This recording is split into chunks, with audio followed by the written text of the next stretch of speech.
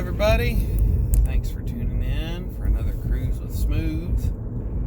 So, this is just one of them wild ideas I had last night.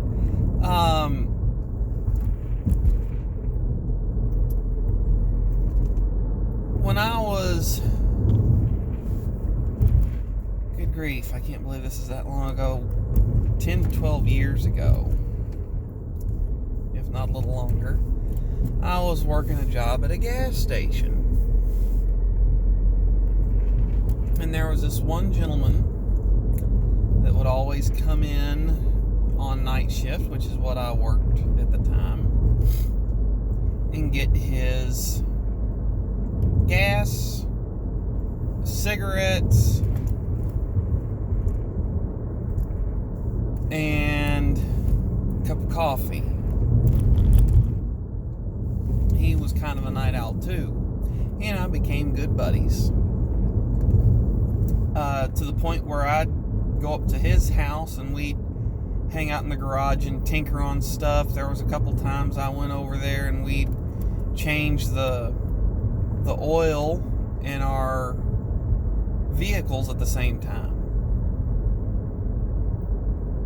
One of the things about this guy that was different from most people is he was an amputee. He had lost his left leg a number of years ago, above the knee, before prosthetics were really an option.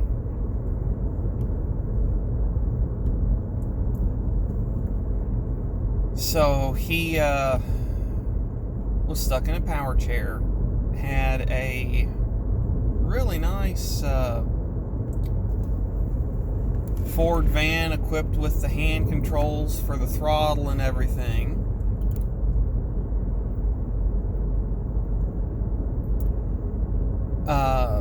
And the chairlift, of course. And he loved doing stuff with his hands and tinkering and everything, but he did have that physical limitation, so a lot of times whenever I'd go over to his house, I'd slide in under the vehicle to be tinkering on whatever we were tinkering on that particular day, and he'd be my tool gopher.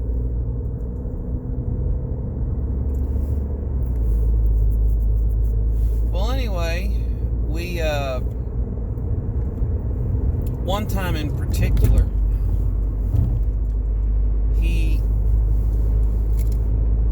I had a alternator fail on my old SUV that I had at the time.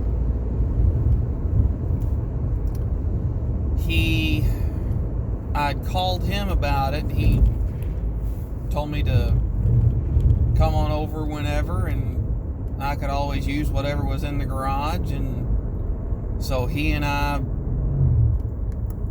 were fooling around, and I took the alternator off, and I said, "Ray, I can't believe neither one of us thought of this, but I can't get my truck out of your driveway to go get a new part for this, because I had to take the old alternator off. I didn't have enough money to pay the core charge. I was broke at the time."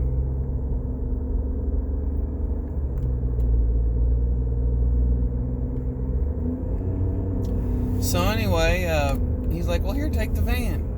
So I opened it up, hop in. I said, "You want to get out of the house for a little bit?" He's like, "Yeah, scoot over." So he gets himself into the van, and he lived in a small little neighborhood. So he backs out of his driveway real slow, pulls out onto the street, gets up to the main road, pulls out, and as soon as he gets straight, he just floors this old van up to just a few miles an hour with the speed limit, like 5 to 10 over, nothing crazy. Well, he looks at me with this half grin on his face, and he says, old buggy still gets up and moves okay. And he used to tell me about all the stories of the old cool cars that he had bought in the 70s and 80s before everything became much more difficult to modify and upgrade. And he just had so many funny stories. He had cars that had straight pipes when he was a teenager that his mother hated because she could hear him coming a long ways off because of how aggressive he was with the throttle as a young man.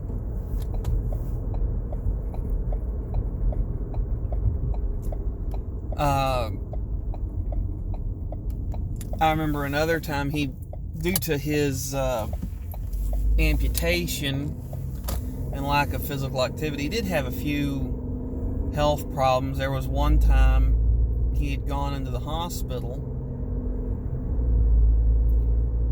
He had diabetes, so he had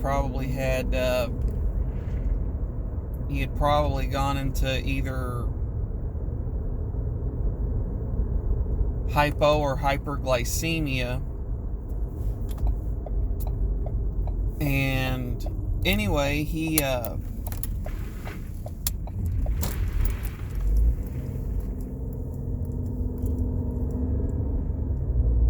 when I get up to the hospital, once he's on the mend, he asked me if I could go get his van for him and drop it off. That way he wouldn't have to wait around on a ride. He could just drive himself home because he was recovering nicely. Well, I get a ride over to his house from a buddy of mine, and they just drop me off. I jump in the van, starts right up, put it in gear, and I don't know if anybody has ever driven a vehicle with a hand throttle, but the throttle on this van was to the left of the steering wheel and down. So kind of in the bottom left quarter of the steering wheel, you had a lever sticking out to the side.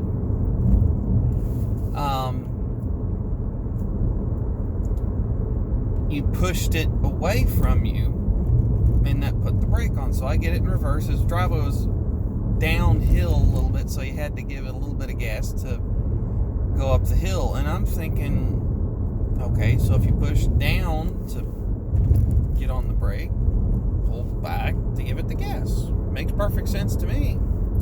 I was wrong. I'm sitting there pulling and figuring and twisting and everything on this hand throttle, and I can't figure it out. Well, I'm just like, what gives? And I get frustrated, and I just smack the hand throttle out of frustration. And the way you work a hand throttle is, okay, pushing it away from you is brake, pushing it towards the floor is the gas. There's a dog standing right in the middle of the road I don't want to kill. I didn't. Okay. Apparently something got pancaked there that has his interest. He had his nose to the pavement. Anyway.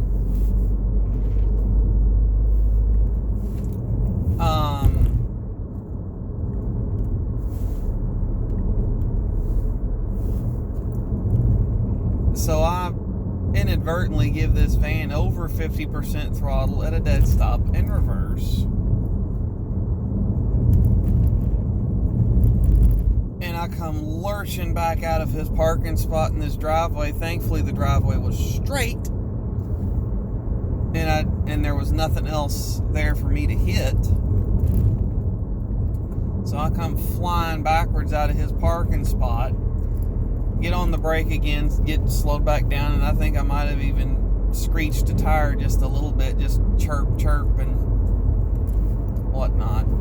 Well, anyway, I get up to the hospital, run up to give him his keys, and he's actually getting out that night. So I go up to his room, and he's dressed in his clothes and ready to go. So I walk him out to his van, and I'm telling him what I did, and he thought that was the funniest darn thing. He sits there, gets the biggest grin, starts chuckling and shaking with laughter. He said, I bet that scared the crap out of you, because I've done that before. I accidentally bumped it not thinking about it, because he had driven for years on conventional foot controls. And so he had set the cruise sometimes and forgot about it, or been sitting still, and the van still had the foot controls. They just weren't as convenient to use because they had the hookup for the hand controls. Well, anyway, he thought that was the funniest darn thing that he heard, and I told him, I'm like, look, I'm sorry I screeched your tires, but I didn't hit nothing. He's like, oh, don't worry about it. First time I drove it jumped out from under me a couple times, because also the hand throttle is rather sensitive due to the limited range of motion that you have with it. It doesn't take much to make it do something.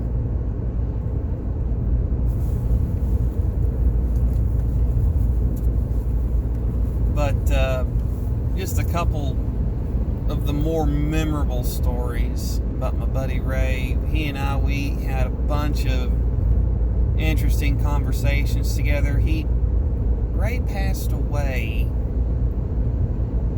in 2009 or 2010.